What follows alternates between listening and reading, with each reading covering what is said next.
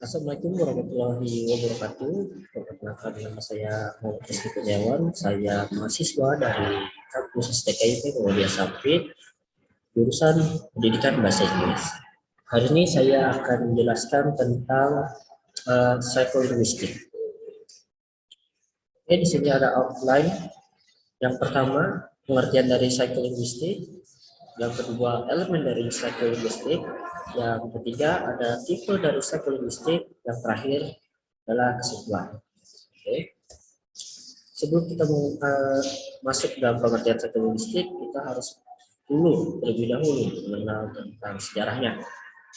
Ini adalah sejarah singkat tentang psikolinguistik. Di sini istilah psikolinguistik sendiri pertama kali digunakan oleh Thomas A. Sebert dan Charles E. Osgood pada tahun 1954 pada sebuah buku yang berjudul Psycholinguistic, A Survey of Theory and Research Problem. Walaupun sebetulnya pengkajian ilmunya telah dimulai sejak zaman Socrates dan Panini. Oke. Kemudian kita masuk dalam pengertian psikolinguistik. Secara etimologis, istilah psikolinguistik berasal dari dua kata, yaitu psikologi dan linguistik. Seperti kita ketahui, kedua kata tersebut memiliki masing-masing merujuk pada nama sebuah disiplin ilmu. Linguistik secara umum dan luas merupakan satu ilmu yang mengkaji bahasa. Oke, kemudian di sini juga ada pun pengertian psikolinguistik menurut para ahli. Di sini yaitu psikolinguistik adalah pendekatan gabungan melalui psikologi dan linguistik bagi telaah atau studi pengetahuan bahasa, bahasa dalam pemakaian, perubahan bahasa, dan hal-hal yang berkaitan dengan itu yang tidak mudah dicapai atau didekati melalui salah satu dari kedua ilmu tersebut secara terpisah dan atau sendiri-sendiri. Menurut Lado 1976 itu 220. Oke, kemudian ada beberapa elemen dalam psikolinguistik. Menurut Aitchison 1984 yaitu ada pemulihan bahasa, hubungan pengetahuan dan penggunaan bahasa, dan yang terakhir adalah produksi dan resepsi bahasa. Yang pertama adalah pengolahan bahasa. Yang dimaksud dengan pengolahan bahasa di sini ialah bagaimana dari kita lahir dan tumbuh, kita memperoleh bahasa melalui rangsangan luar seperti interaksi kita dengan orang tua kita dari bayi yang mengajarkan kita bicara sepatah atau dari dua patah kata. Kemudian kita melalui itu dengan fase imitasi atau imitasi bahasa yang diproduksi atau yang kita dengar dari orang tua kita. Kemudian ada hubungan pengetahuan dan penggunaan bahasa. Hubungan pengetahuan dan bahasa itu adalah di mana kita sudah memahami bahasa dan kita menambah pengetahuan bahasa kita atau kosakata kita melalui rangsangan lain seperti kita mendengarkan lagu, film, ataupun membaca. Dan kita aplikasikan lagi, kita sampaikan, kita produksi bahasa tersebut. Dan kemudian ada produksi dan resepsi bahasa. Di dalam produksi dan resepsi bahasa itu bagaimana kita menerima suatu bahasa, kemudian kita memproses bahasa itu di dalam otak kita, dalam otak kita untuk kemudian kita produksi. Kita mendengar, contohnya kita mendengarkan percakapan tentang perdebatan, kita menerima bahasa atau resepsi bahasa tersebut, kemudian kita proses kita olah bahasa itu jadi informasi yang dapat kita pahami, di dalam psikologi kita, dalam pikiran kita.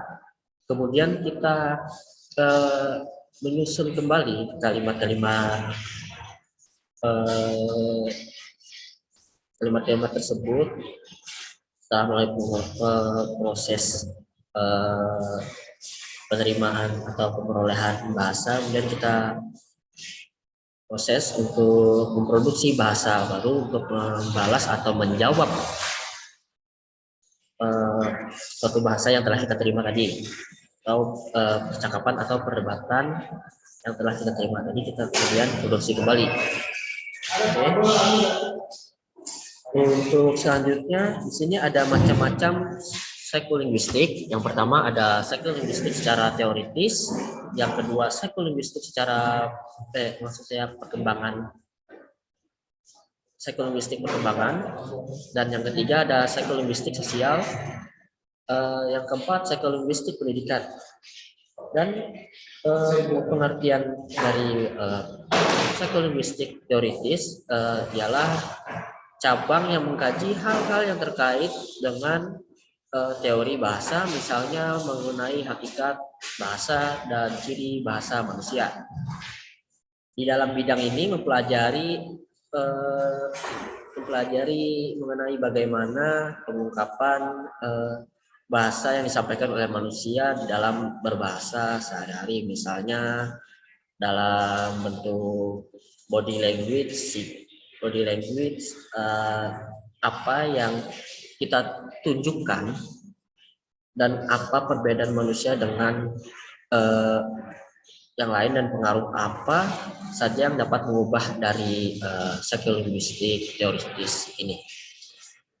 Kemudian di psikolinguistik perkembangan, di sini berhubungan dengan pemerolehan bahasa, baik bahasa pertama maupun bahasa kedua yang digunakan dalam kehidupan kita sehari-hari, dan bahasa apa yang menjadi bahasa utama kita atau bahasa pertama kita yang di dalam percakapan kita sehari-hari, dan menjadi bahasa yang paling mudah kita gunakan. Oke. Kemudian yang ketiga ada psikolinguistik sosial. Di dalam psikolinguistik sosial ini mengkaji tentang aspek sosial bahasa, tentang akulturasi bahasa, budaya, dan sikap bahasa. Tentang bahasa yang disampaikan secara langsung kepada orang lain atau kepada orang-orang di sekitarnya di dalam kehidupan sosial atau dalam kehidupan sehari-hari, itu akan menjadi dasar atau maksudnya menjadi dasar dalam berhubungan berkomunikasi dengan orang lain dalam lingkup kehidupan sosial. Oke, yang terakhir atau yang keempat adalah psikolinguistik pendidikan. Di dalam psikolinguistik pendidikan ialah cabang psikolinguistik tentang pengajaran bahasa pada umumnya yang diajarkan atau dipelajari ke dalam kehidupan pendidikan sehari-hari. Tentu saja ilmu ini mempelajari mengenai bagaimana seorang pendidik atau seorang guru mengajarkan kebiasaan berbahasa pada muridnya, atau bagaimana seorang murid tersebut mampu memahami atau menerima, memproses dan menelaah bahasa yang telah diterima ia atau yang telah disampaikan guru mereka atau pendidik mereka kepada mereka. Apakah mereka ini telah menerima atau memahaminya tentang bahasa atau hal yang disampaikan oleh guru tersebut. Oke. Selanjutnya, di dalam psikolinguistik juga memiliki peran penting, dan itu adalah peran psikolinguistik dalam pembelajaran bahasa dirasa sangat penting, karena dengan memahami psikolinguistik, seorang guru dapat memahami proses yang terjadi di dalam diri siswa ketika siswa menyimak, berbicara, membaca, ataupun menulis. Sehingga manakala kemampuan dalam keterampilan berbahasa bermasalah, maka guru dapat melihat dari sudut pandang psikologi sebagai alternatif solusinya. Oke, selanjutnya. Yang terakhir di sini adalah kesimpulan dari psikolinguistik. Dasar kesimpulan hari ini adalah psikolinguistik adalah ilmu yang mempelajari perilaku bahasa, baik perilaku yang tampak maupun perilaku yang tidak tampak, persepsi, pemerolehan bahasa, dan memproduksian bahasa serta proses yang terjadi di dalamnya. Contoh perilaku yang tampak dalam berbahasa adalah perilaku manusia ketika berbicara dan menulis atau ketika memproduksi bahasa, sedangkan contoh perilaku yang tidak tampak adalah perilaku manusia ketika memahami yang disimak atau dibaca sehingga menjadi sesuatu yang dimilikinya atau memproses sesuatu yang akan diucap atau ditulisnya atau ketika dia memahami bahasa. Oke. Itulah presentasi saya